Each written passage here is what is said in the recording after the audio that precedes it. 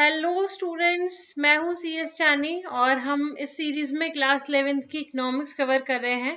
हमने पिछले चैप्टर्स में पिछली क्लासेस में 3 चैप्टर जो हैं हमारे ऑलरेडी कवर हो चुके हैं। आज हम चैप्टर 4 कवर करेंगे जो कि है ह्यूमन कैपिटल।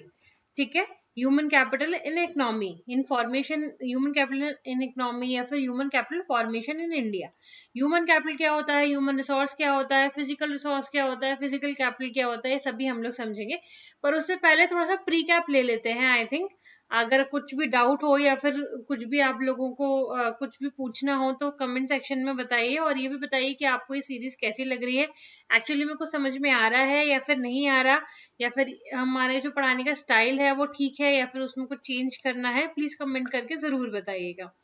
तो हमने जो फर्स्ट चैप्टर में पढ़ा था Indian economy on the eve of independence. जो हमारी इंडियन इकोनॉमी थी वो ऑन द ईव, मतलब कि इंडिपेंडेंस तक पे, इंडिपेंडेंस वाले दिन कैसी कंडीशन थी हमारी इकोनॉमी की। तो प्रेजेंट और फ्यूचर कंडीशन को समझने के लिए हमको थोड़ा सा पास्ट कंडीशन को समझना पड़ेगा, तभी हम अच्छे से इवेल्युएट कर पाएंगे, तभी हम अच्छे से एक्सेस कर पाएंगे कि अभी प्रेजेंट में हम ये हैं, फ्यूचर में हम ये होंगे, पर हमारा पास्ट क्या था। तो फर्स्ट चैप्टर में आपका ये था कि ब्रिटिशर्स के आने से पहले हमारी जो कंट्री थी वो उसको सोने की चिड़िया, स्वर्ण भारत जिसको बोला जाता था। ट्रेड सरप्लस था। ट्रेड सरप्लस होता है कि जब आपका एक्सपोर्ट ज्यादा होता है, इंपोर्ट कम होता है, बाहर से अर्निंग आपकी ज्यादा आ रही होती है। एक्सपोर्ट अगर ज्यादा होगा तो ऑब्वियसली आपकी अर्निंग ज्यादा आएगी।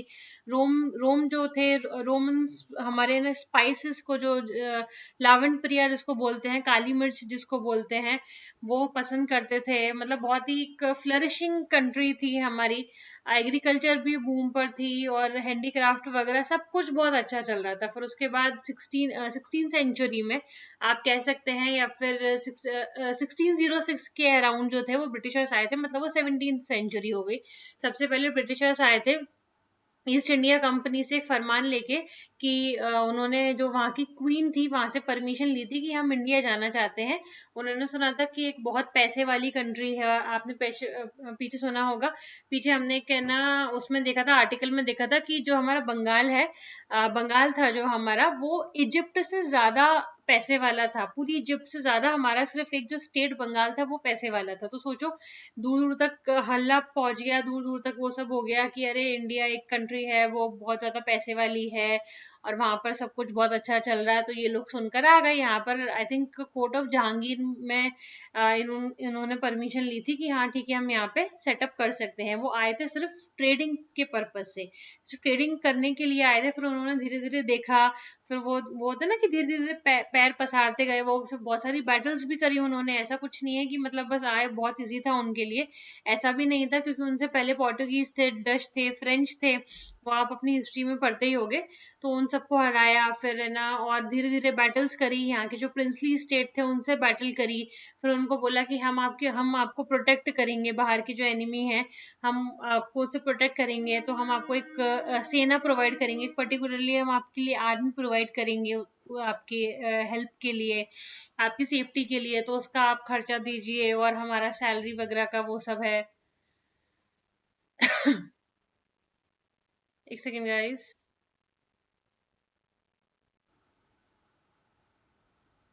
यस। हाँ, तो हम चैप्टर 1 को हम रिकैप कर रहे थे। तो उसमें उन्होंने क्या बताया, कहाँ पर थे, एक्सपोर्ट ज्यादा था हमारा, इंपोर्ट कम था। मतलब सारी चीजें बहुत फ्लरिश हो रही थी, एग्रीकल्चर वगैरह सब कुछ बहुत अच्छा चल रहा था।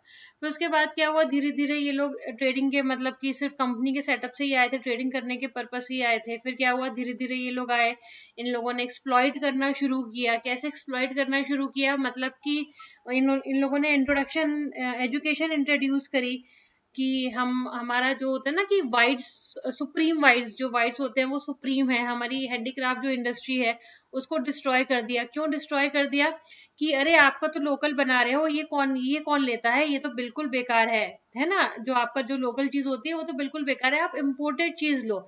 जबकि इम्पोर्टेड चीज की क्वालिटी और उसकी जो in compare to our home country handicraft जो आर्टिकल्स थे, वो कुछ भी नहीं था, वो नॉट एट ऑल कंपेरेबल। हमारी जो हैंडीक्राफ्ट की क्वालिटी थी और जो उनके इम्पोर्टेड गुड्स थे उनकी क्वालिटी कंपेयर ही नहीं की जा सकती थी। तो ऐसे ऐसे करके उन्होंने धीरे धीरे हमारे इंडियंस का माइंडसेट सेट किया, फिर पूरा ओवर शेडो किया कि हाँ ठीक है।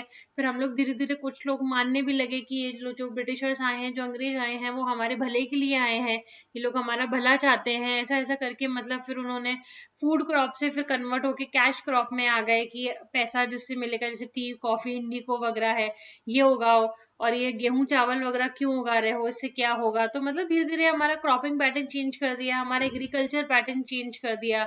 और एग्रीकल्चर में जितना फर्टाइल थी, जितनी उपजाऊ उसकी शक्ति थी, उतनी तो वो दे रही थी। फिर उसके बाद फर्टिलाइजर्स वगैरह कुछ नहीं, तो एग्रीकल्चर भी एक टाइम पे स्टेगनेंट हो गई थी। और मतलब एक तरीके से पूरा मतलब निल हो गई थी, हमारे जो पूरी खजाने थे वो खाली होते जा रहे थे, वर्ल्ड वॉर वगैरह थे, और वर्ल्ड वॉर में वो लोग हमारे पैसे से वॉर कर रहे थे, ये सब चीजें थी। तो मतलब बहुत ही दर्दनाक हालत थी on the eve of independence. फिर उसके बाद कैसे तैसे करके हमें आजादी मिली। अब हम सेकंड चैप्टर पे आते हैं। सेकंड चैप्टर में आपको क्या बताया, 1947 मतलब 1950 से लेकर 1990 तक भारत धीरे धीरे आजाद हुआ था।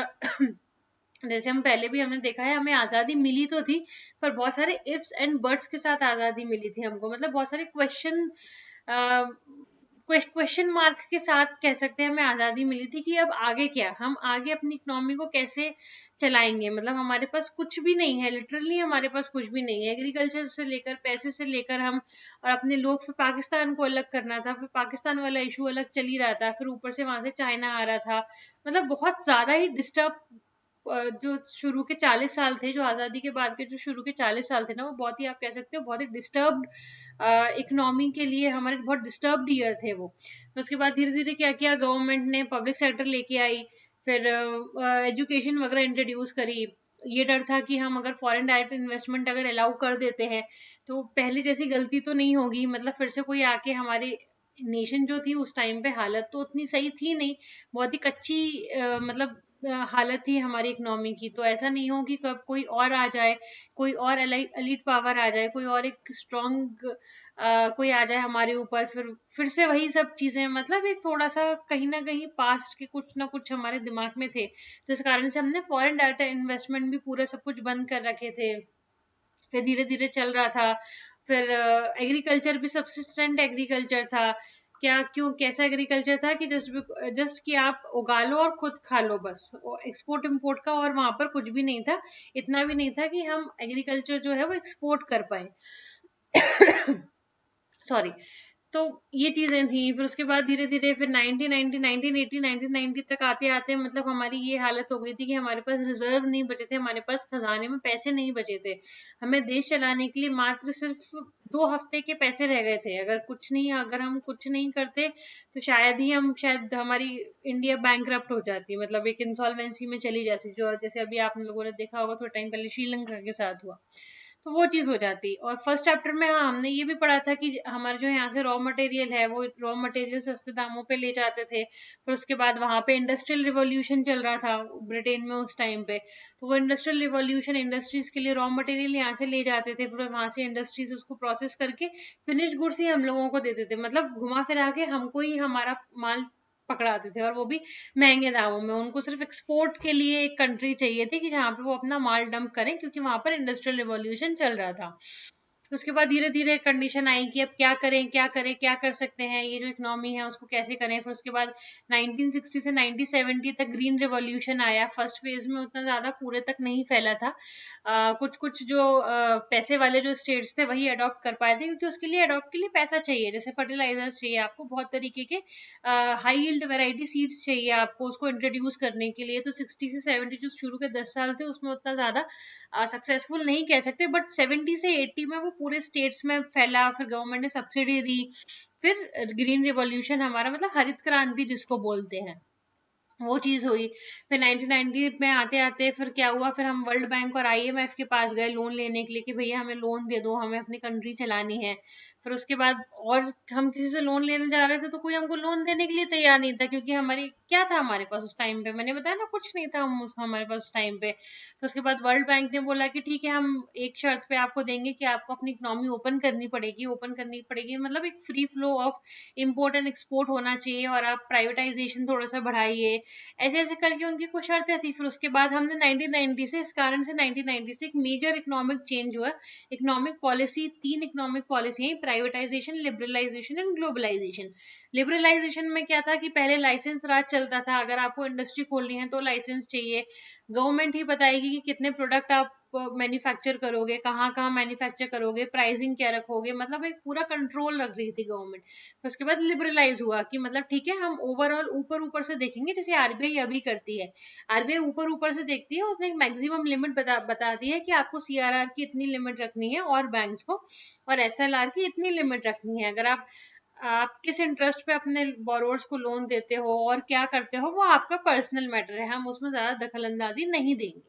तो ये लिबरलाइजेशन हुआ। प्राइवेटाइजेशन मतलब कि जो बैंक्स वगैरह हैं वो भी प्राइवेटाइज हुई, बहुत सारे सेक्टर्स जिसमें गवर्नमेंट अच्छा नहीं कर पा रही थी उसमें से कुछ सेल ऑफ कर दिया, या फिर पूरी की पूरी ही कंपनी सेल ऑफ कर दी, या फिर जो गवर्नमेंट का स्टेक था वो थोड़ा सा कम कर दिया, प्राइवेटाइजेशन हो गया। जैसे कल हमने एग्जाम्पल, लास्ट उसमें एग्जाम्पल पढ़ा था प्राइवेटाइजेशन का, ये जो रेलवे स्टेशन थे वो भी प्राइवेटाइज हो रहे हैं धीरे धीरे, ये प्राइवेटाइजेशन हुआ। फिर ग्लोबलाइजेशन हुआ। ग्लोबलाइजेशन मतलब कि पूरी हमारी जो अंदर की इकोनॉमी है और जो बाहर की इकोनॉमी है वो कनेक्टेड है। अगर हमारी अंदर की इकोनॉमी में कुछ चेंजेस होते हैं तो वो बाहर की इकोनॉमी में इफेक्ट पड़ेगा, और बाहर की इकोनॉमी में अगर जैसे कुछ और, बाहर की इकोनॉमी से मतलब फॉरेन इकोनॉमी में कोई भी इकोनॉमी हो सकती है, वो कोई भी इकोनॉमी में, जैसे रशिया यूक्रेन वाला हमने एग्जाम्पल पढ़ा था, अगर उसमें कुछ चेंज हुआ तो हमारी इंटरनल जो इकोनॉमी है वो उस पर इफेक्ट पड़ेगा। तो मतलब एक free flow of goods and services वगैरह वो सब था। फिर 1980 तक तो एक्सपोर्ट की बात नहीं आती थी, हम तो ये था कि हमको बस इम्पोर्ट नहीं करना है, हमको इम्पोर्ट कम से कम करना है, तो इसलिए हमने मैन्युफैक्चरिंग इंडस्ट्री वगैरह थोड़ी बहुत करी थी, पर उतना ज्यादा नहीं हुआ मैन्युफैक्चरिंग का। फिर उसके बाद 1980 से हम फिर इम्पोर्ट पर ध्यान देने लगे कि हमको वो सॉरी 1980 से हम एक्सपोर्ट पर ध्यान देने लगे कि हमको चीजों को एक्सपोर्ट करना है, एक्सपोर्ट करिए तभी बाहर से पैसा आएगा, हमारा रिजर्व बनेगा, है ना। चलिए ये सब चीजें हैं। आज हम देखते हैं, हमारा चैप्टर है human capital formation in India, मतलब कि एक इंडिया की फॉर्मेशन के लिए, एक इकोनॉमी की फॉर्मेशन के लिए क्या जरूरी है। देखो, पूरा ओवरऑल चैप्टर को पूरा एक थोड़ा जो क्रक्स है 5-10 मिनट में वो समझ लेते हैं तो आपको पूरा चैप्टर समझने में आसानी होगी। मैनकाइंड ने, मतलब हम लोगों ने अलग अलग फेज में बहुत सारे एवोल्यूशन किए हैं। जैसे पहले हम पत्थर से घिस के आग निकालते थे, फिर हम फिर बैलगाड़ी पे आए, फिर धीरे धीरे हमने फिर साइकिल बनाई, फिर उसके बाद स्कूटर बनाया, अभी हम कितने आगे तक पहुंच गए, हम ईवी है, इलेक्ट्रिक व्हीकल्स हैं, हाइड्रोजन से अब हम चला रहे हैं। और ये जो मोलेसेस होते हैं, जो शुगर केन के बचे हुए जो वो होता है, आपने देखा होगा जो वेस्ट होता है उससे हम इलेक्ट्रिसिटी बना रहे हैं, वो fuel as a fuel use कर रहे हैं। First generation fuel, second generation fuel, third, मतलब हम कहाँ से शुरू करे थे और हम कहाँ पर आ गए हैं। तो ये जो एवोल्यूशन हो रहा है, आप लोगों को क्या लगता है कि कौन सा फैक्टर है इसके पीछे, मतलब किस चीज से एवोल्यूशन हो रहा है।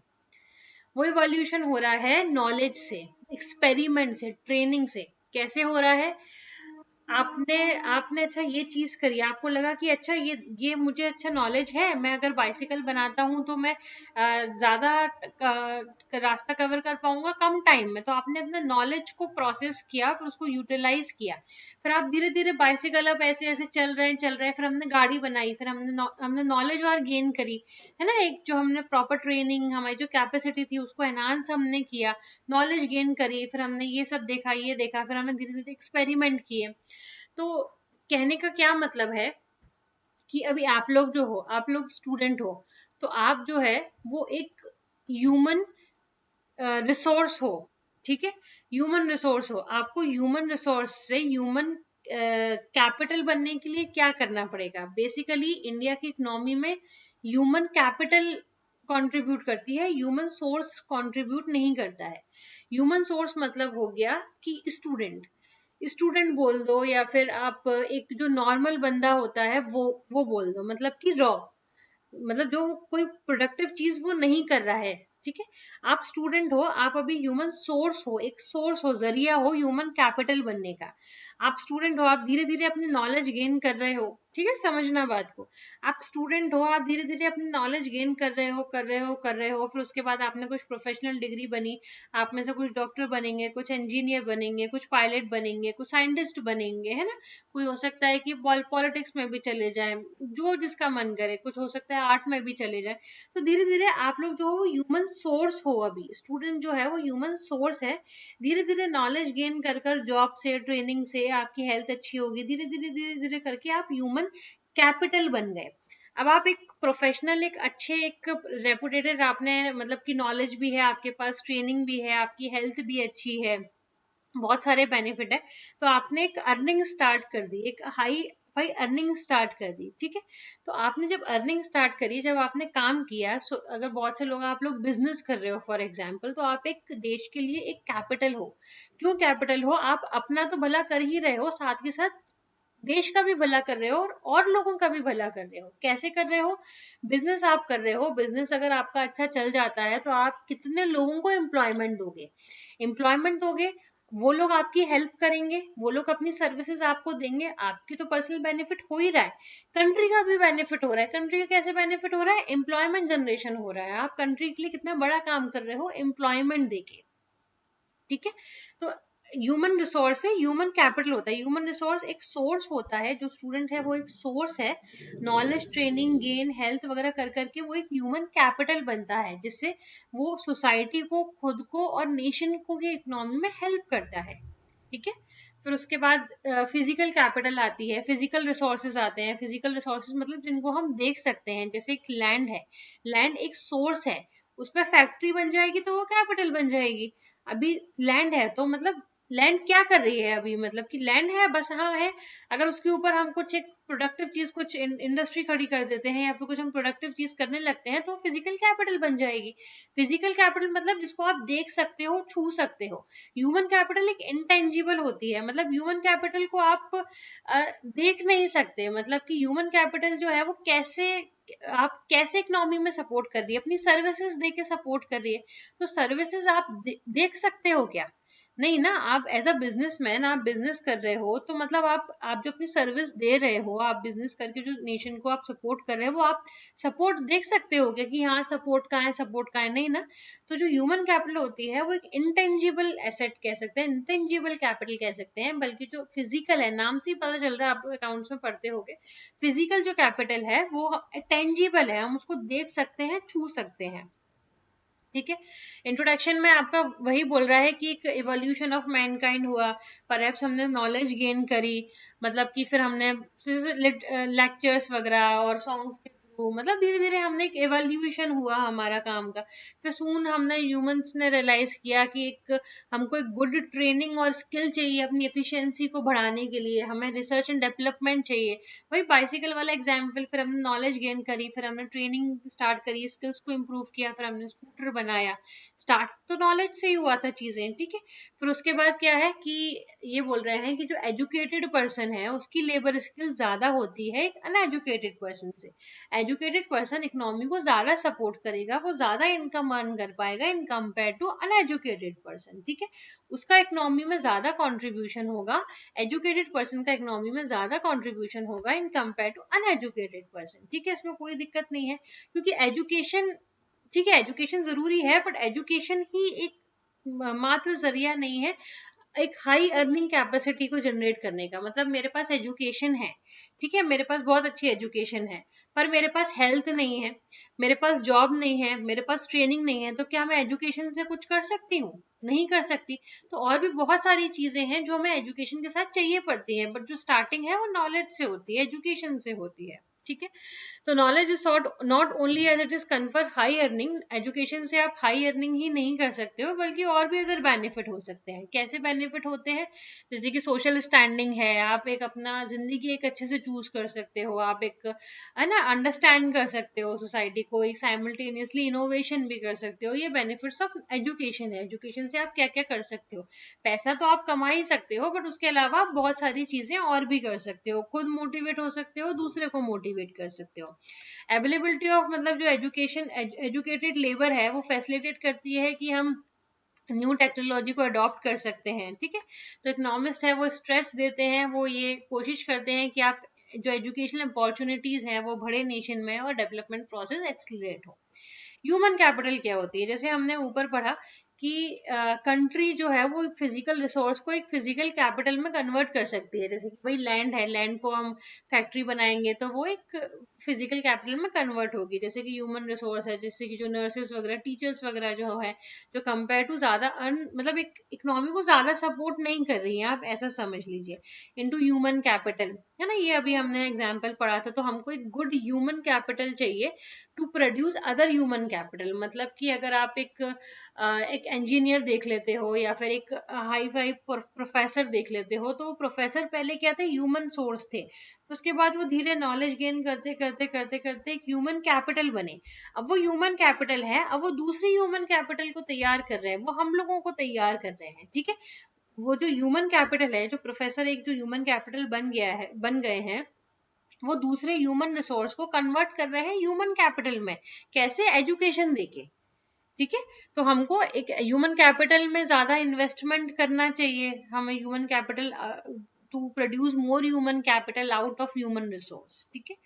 फिर उसके बाद क्या है, हमको एक मतलब एक सफिशिएंट ह्यूमन कैपिटल होना चाहिए हमारे पास, कि मतलब the form of competent people who have themselves, मतलब एजुकेटेड और ट्रेनिंग और अदर प्रोफेशनल्स वगैरह होने चाहिए, वो सब चीजें हैं। लेट्स अंडरस्टैंड, एक बार एक करके क्वेश्चन देखते हैं कि सोर्सेस क्या होते हैं ह्यूमन कैपिटल के। मतलब ह्यूमन कैपिटल आती कहाँ से है, मतलब एक्चुअली में आपको क्या चाहिए ह्यूमन कैपिटल के लिए, एक कंट्री की ह्यूमन कैपिटल बनाने के लिए आपको क्या चाहिए? ह्यूमन रिसोर्स चाहिए। ऑब्वियसली ह्यूमन रिसोर्स नहीं होगा तो आप ह्यूमन कैपिटल कैसे बनाओगे? ह्यूमन रिसोर्स तो बेसिक ही है। ह्यूमन रिसोर्स से ह्यूमन कैपिटल बनाने के लिए क्या चाहिए? एजुकेशन चाहिए। पर एजुकेशन ही अकेली नहीं चाहिए, आगे हम पढ़ेंगे। जैसे मैंने बोला कि मेरे पास एजुकेशन है पर मेरे पास जॉब नहीं है, ट्रेनिंग नहीं है, हेल्थ नहीं है, तो मैं क्या करूंगी? कुछ नहीं करूंगी। आगे पढ़ेंगे। कोई रिलेशन है क्या ह्यूमन कैपिटल का और इकोनॉमिक ग्रोथ का? है, बहुत ज्यादा है। और is the formation of human capital linked to overall development, and it is now called the human development is the formation of human capital। मतलब human capital क्या लिंक है क्या पर्सन के ओवरऑल डेवलपमेंट से? हाँ है, आगे पढ़ेंगे। रोल क्या है, गवर्नमेंट का रोल क्या है ना, ह्यूमन कैपिटल फॉर्म करने में गवर्नमेंट का रोल क्या है। तो फर्स्ट पढ़ते हैं हम sources of human capital. Education है, ऑब्वियसली आप इन्वेस्टमेंट होता है, एजुकेशन में इन्वेस्टमेंट होता है, वो एक सोर्स है ह्यूमन कैपिटल का। पर और भी अदर सोर्सेज हैं, जैसे कि हेल्थ है, जॉब ट्रेनिंग है, माइग्रेशन है और इंफॉर्मेशन है। चार हैं, चार और है। सबसे पहले क्या सोर्सेज क्या है ह्यूमन कैपिटल का? ह्यूमन सोर्स तो है ऑब्वियसली, पर सोर्स से ह्यूमन कैपिटल कैसे बनेगा? एक तो एजुकेशन से बनेगा, एक जॉब ट्रेनिंग से बनेगा, हेल्थ से बनेगा, माइग्रेशन से बनेगा और इंफॉर्मेशन से बनेगा। टोटल 5 चीजें हैं। पहला पढ़ते हैं एजुकेशन, ठीक है। कैसे एक सोर्स है एजुकेशन, कैसे एक सोर्स है ह्यूमन कैपिटल का। अगर एजुकेशन नहीं होता तो हम क्या पढ़ते हैं? हमारे जो पेरेंट्स हैं वो एजुकेशन में क्यों स्पेंड करते हैं? इसी से ना, कि आज हम एजुकेशन में स्पेंड करेंगे, हम कुछ पढ़ लिख जाएंगे, फिर उसके बाद एक हम किसी को बिजनेस करेंगे, या फिर किसी की यहाँ नौकरी करेंगे, या किसी को नौकरी देंगे। मतलब अर्न पैसा रिलेटेड तो हमारा पैसे से ही चीज है ना, कि हम प्रॉफिट फ्यूचर में प्रॉफिट अर्न करेंगे। हमारा ये इन्वेस्टमेंट हुआ, एजुकेशन जो है आज का हमारा इन्वेस्टमेंट हुआ। तो इंडिविजुअल एजुकेशन में इन्वेस्ट करता है किस मोटिव से? कि वो फ्यूचर में अर्न करेगा उसके बेसिस पे। जैसे जैसे ही हेल्थ एजुकेशन है, वैसे ही हेल्थ है। हेल्थ के साथ साथ, एजुकेशन के साथ साथ हेल्थ भी ज्यादा अच्छे से परफॉर्म करती है। क्यों? क्योंकि एक नेशन के डेवलपमेंट के लिए एक हेल्दी पर्सन बहुत जरूरी होता है। अब आप वही है कि जैसे कौन कौन अच्छा काम करेगा? एक बीमार व्यक्ति अच्छा काम कर पाएगा, या फिर एक हड्डा कट्टा व्यक्ति अच्छा काम कर पाएगा? बीमार व्यक्ति जो है वो नहीं कर पाएगा, उसको मेडिकल फैसिलिटी अगर नहीं मिलेगी तो वो काम नहीं कर पाएगा। प्रोडक्शन पे अंतर आएगा, कंपनी की प्रोडक्शन पे अंतर आएगा। एक्सपेंडिचर जो है वो भी हमको करना चाहिए हेल्थ पे। मतलब हमारी जो हेल्थ फैसिलिटी होती है, वो एक पेनिट्रेशन होना चाहिए हेल्थ फैसिलिटी का। मतलब जगह जगह हेल्थ फैसिलिटी होनी चाहिए, कि किसी को हेल्थ के कारण से किसी की प्रोडक्टिविटी सफर ना हो और अल्टीमेटली हमारी इकोनॉमी सफर ना हो। अब जैसे जो हेल्थ पर जो हमारी अमाउंट स्पेंड होती है, वो होता है 3 तरीके की होती है। मेडिसिन एक प्रिवेंटिव, जो हम वैक्सीन वगैरह लगाते हैं, क्यूरेटिव अगर हो गया है तो हम कैसे सही कर सकते हैं, और एक सोशल मेडिसिन।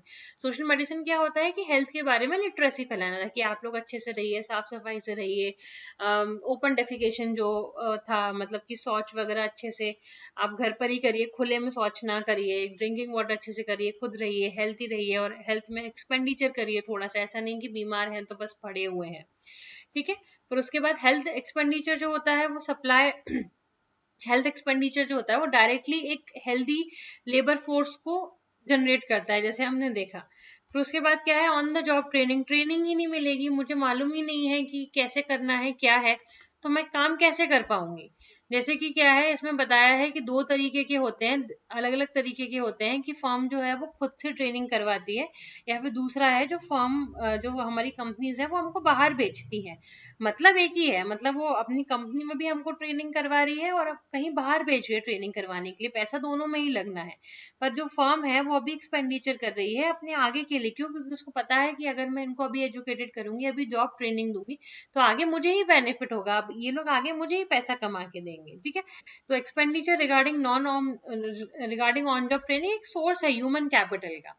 हम ये अभी सोर्स ही ह्यूमन कैपिटल पढ़ रहे हैं, मतलब कि ह्यूमन रिसोर्स है, हम ह्यूमन कैपिटल को कैसे कन्वर्ट कर सकते हैं। सबसे पहले एजुकेशन आया, फिर उसके बाद हेल्थ आई, फिर उसके बाद ऑन जॉब ट्रेनिंग आई, फिर माइग्रेशन आया, फिर इंफॉर्मेशन आई।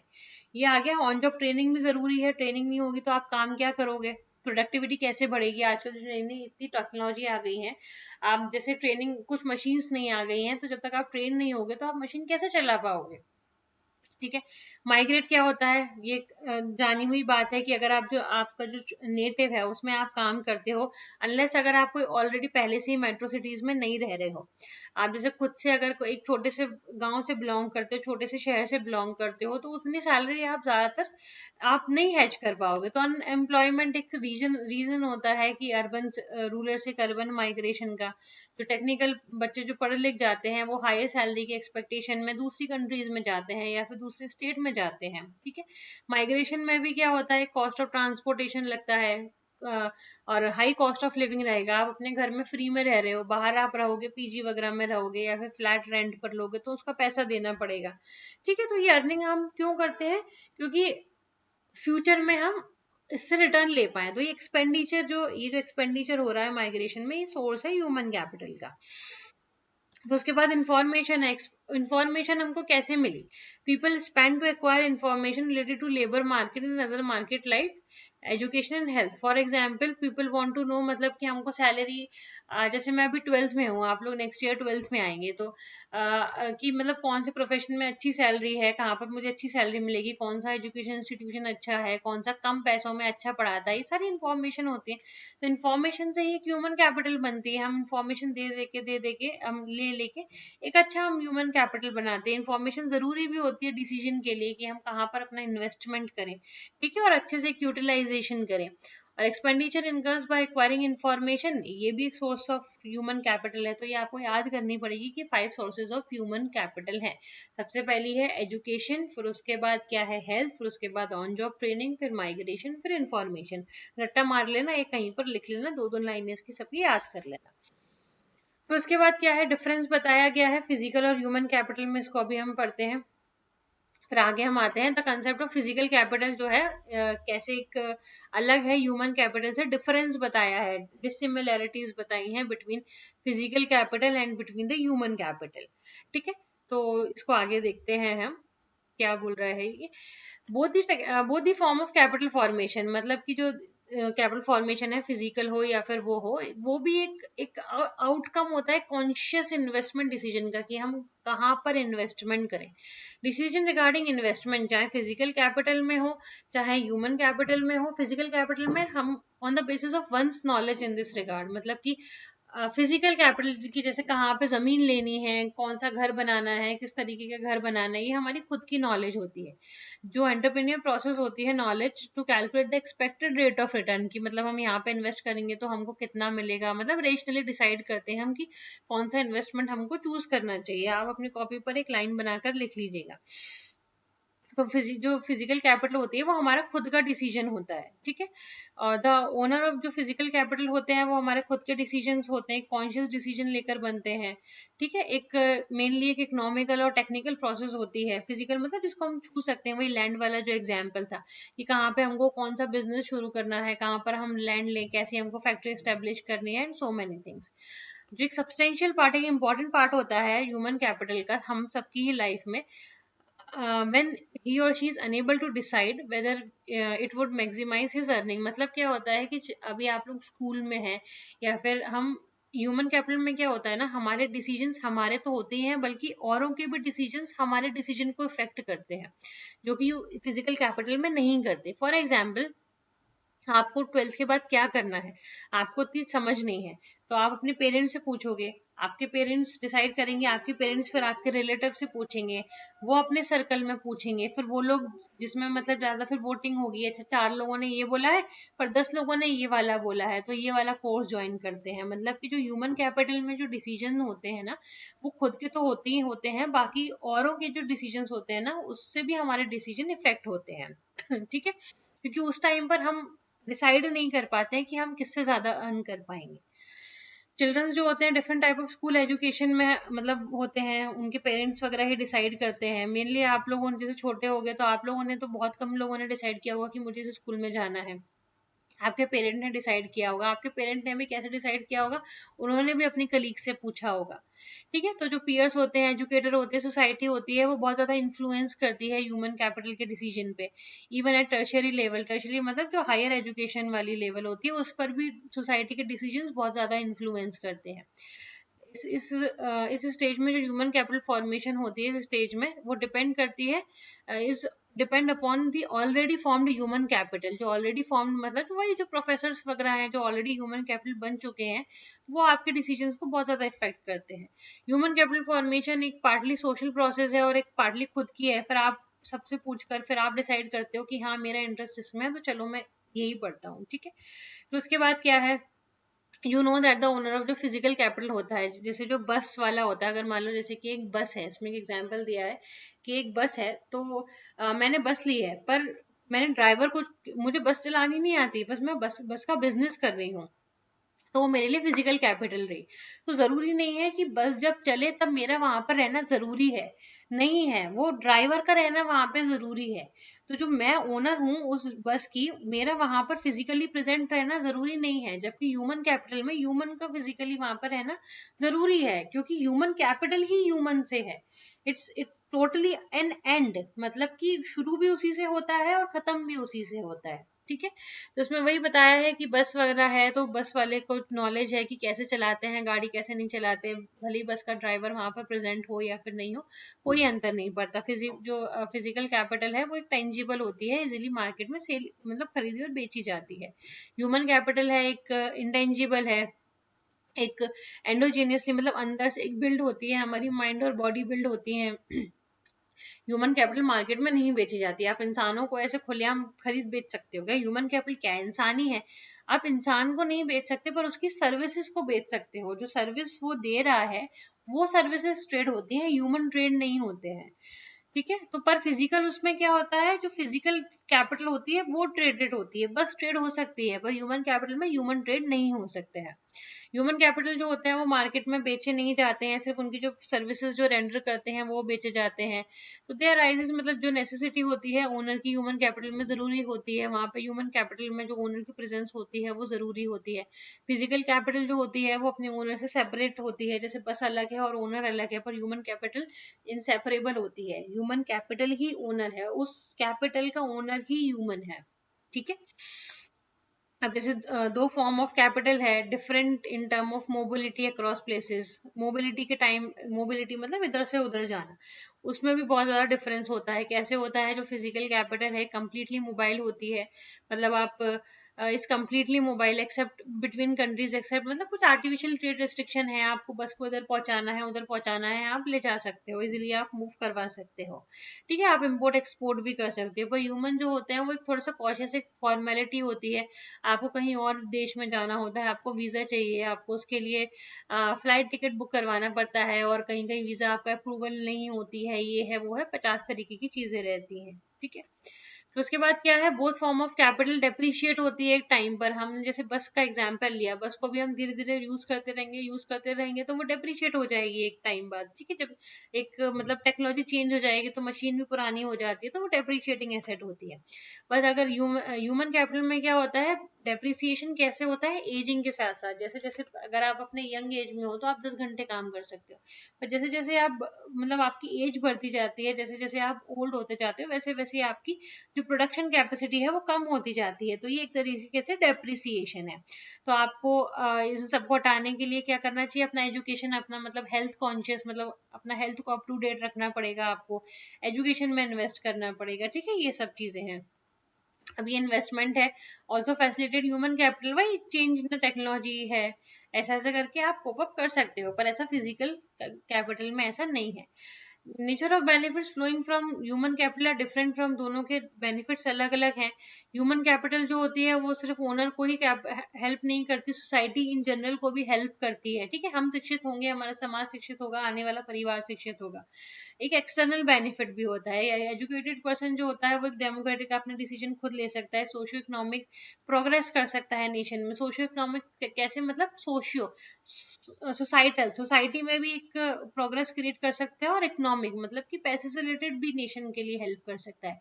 एक जो हेल्दी पर्सन होता है वो अपनी हाइजीन और सैनिटाइजेशन को मेंटेन कर कर, जो जैसे डिसीजेज वगैरह होते हैं, जैसे कोरोना वगैरह होता है, कि मतलब जैसे कि आप मास्क पहने, अपना हाथ सैनिटाइज करें, वॉश करें, ये सबसे आप मतलब अगर आप एक हेल्दी पर्सन हो और आपके पास नॉलेज है, तो आप जो डिसीजेज हैं उनको, जो एपिडेमिक है उनको स्प्रेड होने से भी आप रोक सकते हो। ह्यूमन कैपिटल जो है वो एक प्राइवेट और सोशल बेनिफिट्स को क्रिएट करती है, जबकि जो फिजिकल है वो सिर्फ एक इंडिविजुअल, एक प्राइवेट बेनिफिट ही करती है। That is the benefit from capital would flow to those who pay, उनको करती है जो उसके लिए पे कर रहे हैं, कि जैसे फिजिकल कैपिटल कैसे करेगी, एक बस जा रही है, अगर मैं टिकट दूंगी तो वो मेरी हेल्प करेगी, अगर मैं टिकट नहीं दूंगी तो वो मेरी हेल्प नहीं करेगी। पर जो ह्यूमन कैपिटल है वो प्राइवेट, जो कैपिटल है, जो बंदा है, उसको तो कर ही रही है, सोशल बेनिफिट भी कर रही है, आपका समाज भी अच्छे से बन रहा है। समाज कैसे बनता है, हम लोगों से ही बनता है, तो ऐसे शिक्षित लोग होंगे तो हमारा समाज भी बनेगा, तो सोशल बेनिफिट्स रहेंगे, ठीक है। अब ये वाला है आपका human capital and economic growth, हम इसको नेक्स्ट क्लास में कवर करेंगे। आई होप आप लोगों को इतना समझ में आ गया है, इतना पढ़ के आइए, कुछ डाउट हो तो मुझे कमेंट सेक्शन में जरूर पूछिए, आई विल रिप्लाई, ठीक है। मिलते हैं अगली क्लास में, बाय।